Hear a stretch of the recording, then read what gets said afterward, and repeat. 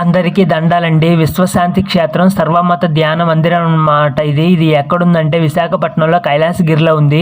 కైలాసగిరిలో పెద్ద పెద్ద శివపార్వతుల విగ్రహాలు ఉంటాయి కదా తెల్లగా. ఆ విగ్రహాల వెనకాల కొంచెం దూరం నడిచి వెళ్తే మనం ఈ నిర్మాణాన్ని గమనించవచ్చు అనమాట. ఈ నిర్మాణం వృత్తాకారంలో ఉంటుంది. ఇక్కడ చూడండి, ఒక స్తంభానికి 4 వైపులా హిందూ, ఇస్లాం, క్రిస్టియన్, బుద్ధిజం సింబల్స్ అంటే చిహ్నాలు వేసి ఆ పైన స్తంభం ఉంటుంది కదా, ఆ స్తంభం పైన కూడా ఇవే చిహ్నాలని నిర్మించారనమాట. అదిగో చూడండి, అల్యూమినియం స్తంభం పైన ఇదే 4 మతాల యొక్క చిహ్నాలు కనిపిస్తున్నాయి. అన్ని మతాలు ఒకటే, అందరము మనుషులమే, కొట్టుకు సావకుండా ఎదవల్లారా, పనికి మాలిన ఎదవల్లారా. మన మనుషులందరికీ 2 కాళ్ళు, 2 చేతులు, 1 ముక్కు, 2 కళ్ళు, 1 నోరు, ఆ నోట్లో 4 అందరికీ ఒకేలాగా ఉన్నాయి. ప్రత్యేకంగా ఎవరికి ఏమీ లేవు.